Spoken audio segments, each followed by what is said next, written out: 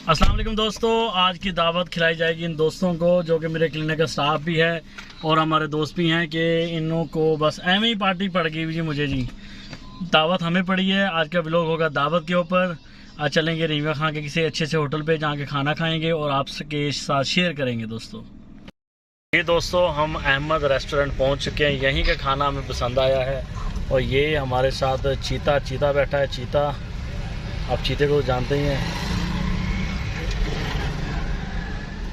ये हमारे पास शहजादे बैठे हैं और बस आज कहते हैं आखिर कर देनी खाना खाने की जी। बाजी खाना आगे आने से पहले खा जाना है, तो देखते हैं जी। ये दो शहजादे हैं जी जिन्होंने आज आखिर करनी है अहमद रेस्टोरेंट पे। चलते हैं जी, देखते हैं आज यहाँ पे क्या ऑर्डर देते हैं ये खाने में। दोस्तों हमेशा खाने का ऑर्डर इतना देना चाहिए जो खाया जा सके। चावल